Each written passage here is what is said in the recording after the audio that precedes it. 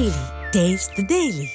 Agneeswaran sir, அதிமுகவோட எதிர்க்கட்சி தலைவரோட இந்த எழுச்சி பயணத்தை பார்த்து ஏன் ஆளும் தரப்புக்கு இவ்வளோ பயம்னு நினைக்கிறீங்க?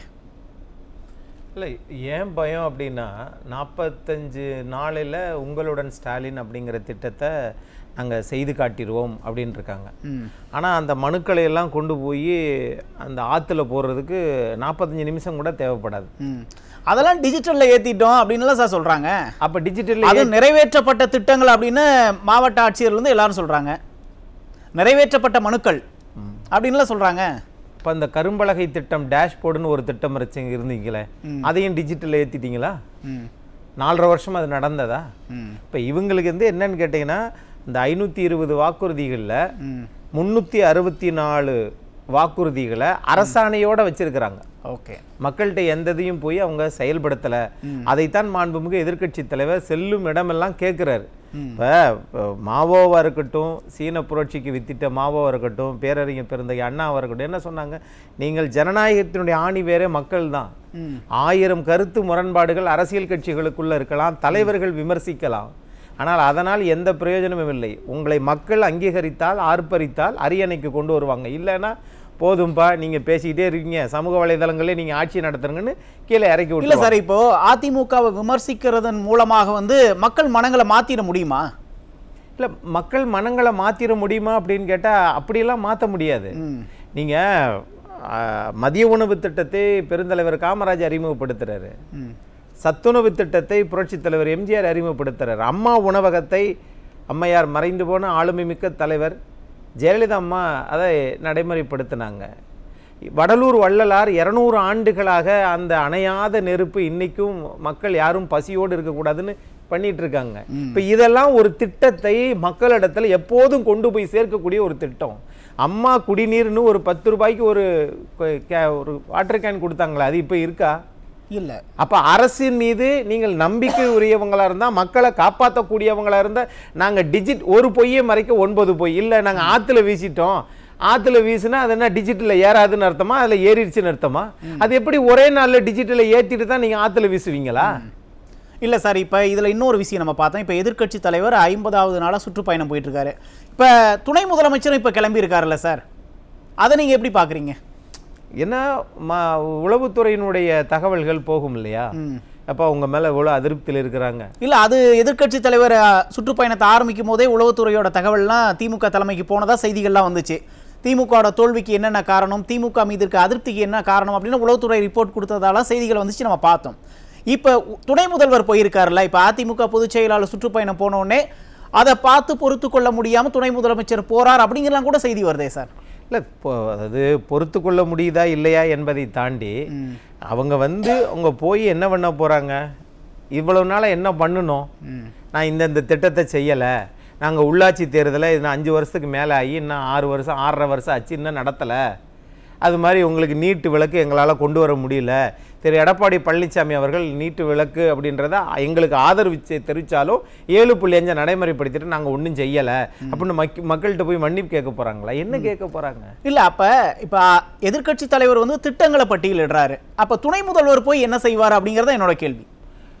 துணை முதலமைச்சர் போய் என்ன கேட்பாரு? நாங்கள் சொன்னதெல்லாம் செய்யலை, மன்னிச்சிருங்க, இந்த ஒரு தடவை எங்களை ஓட்டு போடுங்க, நான் முதலமைச்சர் ஆகிக்கிறேன் அப்படின்னு கேட்பாரு. அவ்வளோதான் கேட்பாரு, வேற என்னத்தை கேட்க போறாரு? அல்லது என்னுடைய பையன், வருங்கால பையனையும் நீங்கள் எங்களை மாதிரியே ஆதரிவீங்க அப்படி தான் கொண்டு வருவாங்க. வேற சொல்லுவதற்கு அங்கே என்ன இருக்கிறது? நீங்கள் இடஒதுக்கீடு, திராவிட கொள்கை, அந்த சித்தாந்தங்கள்லாம் நீங்கள் சொல்கிறீங்கல்ல, முதல்ல அந்த சித்தாந்தம்னா என்ன? இப்போ 69% இடஒதுக்கீட்டை நடைமுறைப்படுத்தியது அதிமுக. அதே மாதிரி பட்டியலின மக்களுக்கு 16% இருந்ததை 18% சட்டமன்றத்தில் தீர்மானம் கொண்டு வந்தவர் மறைந்து போன கலைஞர் கருணாநிதி அவர்கள். 7.5 நடைமுறைப்படுத்தியவர் எடப்பாடி பழனிசாமி. இதெல்லாம் இடஒதுக்கீட்டில் பின்பற்றிய தலைவர்களின் வரலாறு இன்னைக்கு இருக்கு, அதை மாற்ற முடியல. அந்த மாதிரி இடஒதுக்கீட்டுல தமிழ்நாட்டின் மாண்புமிகு முதலமைச்சர் இந்த 5 ஆண்டு காலத்தில் இதை செய்தார் அப்படின்னு ஏதாவது ஒன்ன சொல்லுங்க. அவங்க ஒரு 5 திட்டங்களை திரும்ப திரும்ப சொல்லிட்டு தானே சார் இருக்காங்க. என்ன திட்டம்? இலவச பேருந்துன்றாங்க, காலை உணவு திட்டம்பாங்க, மகளிருக்கு 1000 ரூபாய்னு ஒரு 5 திட்டத்தை சொல்லிட்டே தானே இருக்காங்க. நாங்க இதெல்லாம் செஞ்சிருக்கோம் அப்படின்னு சொல்லிட்டு இருக்காங்க. சரி, அந்த இலவச பேருந்து 46,000 கோடி கடன்ல இருக்குன்னு சொன்னதும் திமுக அரசு தான். பெண்களுக்கு இலவசமா கொடுக்கறோம்ன்றது மாறுதட்டிக்கிறது நீங்க தான். அதே பெண்கள் பயணம் செஞ்சவங்கள ஓசி பஸ்ன்னு சொன்னது நீங்க தான். அப்ப முரண்பாடா தெரியலையா? ரெண்டாவது, காலை சிற்றுண்டி அதிமுக ஆட்சியிலே நுங்கம்பாக்கத்துல இது மாண்புமிகு முன்னாள் முதலமைச்சர் காலத்தில் இது துவக்கி வைக்கப்பட்டது. ஆட்சி வரவில்லை, அதனால் அந்த திட்டத்தை இவர்கள் பின்பற்றி கொண்டிருக்கிறார்கள். அவ்வளவுதான். ஸ்டிக்கர் ஒட்டிருக்காங்களா? ஆமா. இன்னொன்னு வந்து நாங்க பெண்களுக்கு மாதம் 1000 ரூபாய் கொடுக்குறோம் அப்படின்னு. மாதம் 1000 ரூபாய் கொடுப்பது ஒரு பெரிய உலக வித்தையா? 5 வருஷமும் கொடுத்தீங்களா? அந்த பெண்களுக்கு எல்லாருக்கும் கொடுத்தீங்களா? இல்லையே. ஆக அரசாங்க பணத்தை இப்ப தரன்னு கூட சொல்லிட்டு தான் இருக்காங்க. நீங்க மனு கொடுங்க, தேர்தலே வாங்க முடிஞ்சப்பீங்க அப்படின்னா சொல்லிட்டு தானே இருக்காங்க. சொல்லிக்கிட்டே நான் கேட்கிறேன் சார் நீங்க விடுபட்டவங்களுக்கு தருகிறேன்னு சொல்லி ஒரு பொய்யை மறைக்க 9 பொய் பேசலாம், அதை விடுங்க. இந்த நான் 5 வருஷ காலமும் கொடுத்தீங்களா? இல்ல சார், 1.5 வருஷம் தான். அப்போ இப்ப எதிர்க்கட்சி தலைவர் செல்ற இடமெல்லாம் அவருக்கு மக்கள் கூட்டம் கூடுது அப்படின்னா அது திமுக மீது இருக்க அதிருப்தியின் காரணமாகவா இல்ல அதிமுக செய்த திட்டங்கள் காரணமாகவா? அதிருப்தி தான் அதிகம். திட்டங்கள் என்பது அப்பக்கப்ப வந்து அந்த தேர்தல் நேரத்தில் ஞாபகப்படுத்துறது. அதைத்தான் நீங்க சிவகாசிக்கு போறாங்க, பட்டாசு இதுக்கு இந்த மாதிரி சொன்னாங்களே, அதை செஞ்சாங்களா? பணத்தை ஒதுக்குனாங்களா? அத்திக்கடவு அவிநாசி திட்டத்தில் விவசாயிகளை பார்க்கிறாரு, அங்க இருக்கக்கூடிய தொழில் முனைவோர்களை பார்க்கிறாரு, அப்ப வந்து அங்க பிசினஸ் பீப்புளை பார்க்கிறாரு. இவங்களை எல்லாத்தையும் தனிப்பட்ட முறையில் எல்லாத்தையும் சந்திக்கிறாரு, கருத்தை கேட்கிறாரு. ஆனா இவங்க என்ன பண்றாங்கன்னா 5 வருஷம் ஆட்சி, அதுல 5 முறை வெளிநாடு பயணம் போயாச்சு. முதல்ல வந்து இங்க தமிழ்நாட்டுல இந்த முதலீட்டாளர்கள் மாநாடு நடத்தினதே மறைந்து போன அம்மையார் ஜெயலலிதா அவர்கள் தான். அவங்களை பல நாட்டுக்காரங்களை இங்க வர வச்சாங்க. ஆனா இவங்க ஒவ்வொரு ஆண்டு வெளிநாட்டுக்கு போறாங்க. இது வரைக்கும் மாண்புமிகு எதிர்க்கட்சி தலைவர் கேட்கிறார், எப்பா நீங்க போனதெல்லாம் கரெக்டுப்பா, எவ்வளவுப்பா இது பண்ணீங்கன்னா தெரியல. இப்ப அண்மையில போயிட்டு வந்ததுக்கு வந்து 8 நாளா 33 புரிந்துணர்வு ஒப்பந்தம், அதுல 16,500 கோடி நாங்க வந்து ஈட்டுட்டு வந்திருக்கிறோம். அதுல 15,000 பேருக்கு வேலை கிடைக்கும். நான் என்ன சொல்றேன், இதை அப்படியே நீங்க தமிழக சட்டமன்றத்தில் வெள்ளை அறிக்கை தாக்கல் பண்ணுங்க அப்படின்னு தான் கேட்கிறாரு.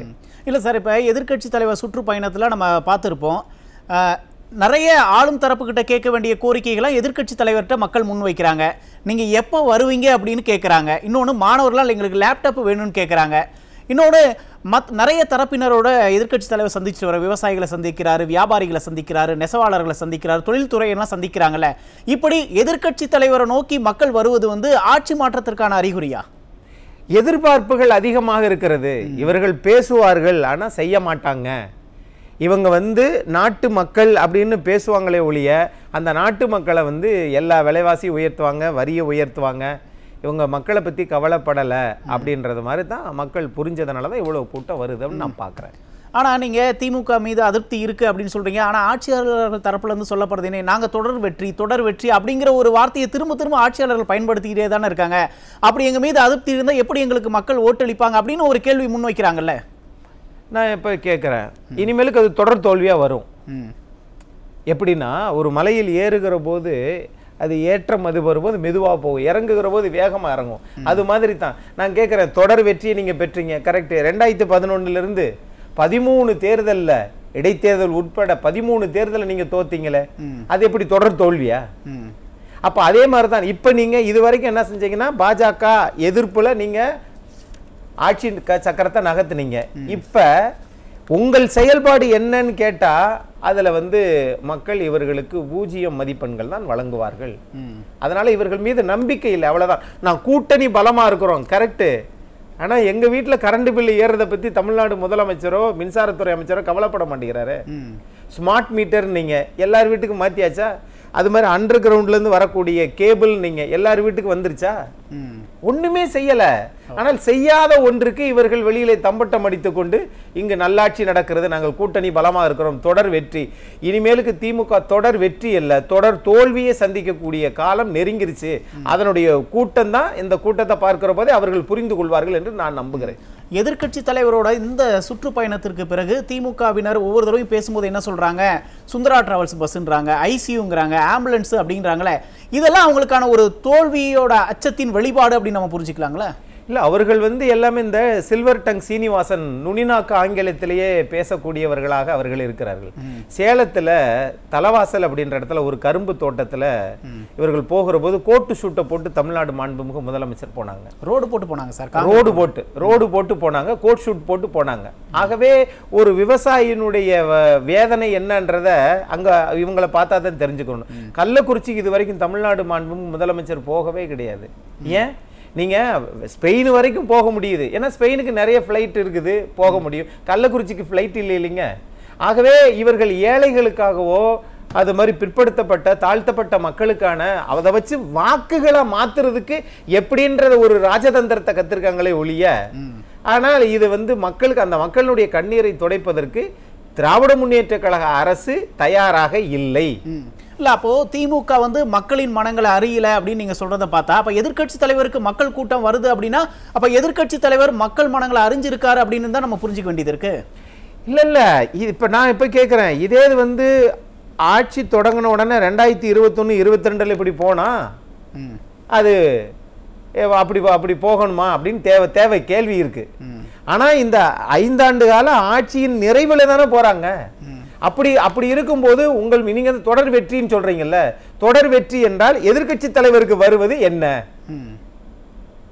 அப்ப உங்களுடைய இந்த சொன்ன திட்டங்கள் செய்யல, மக்கள் உங்கள் பேச்சை நம்பல, நீங்க இப்படித்தான் பேசிட்டு இருப்பீங்க, எல்லா ஊடகத்தையும் தனது கட்டுப்பாட்டில் வச்சிருப்பீங்க, எப்பொழுது பார்த்தாலும் அதிமுக விவாதங்களை மட்டுமே நீங்க வந்து வெளியில எடுத்து அவங்கள டேமேஜ் பண்ணணும் அப்படிங்கிற இடத்துக்கு ஒரு மூளைச்சலவை செய்யறீங்க பாத்தீங்களா?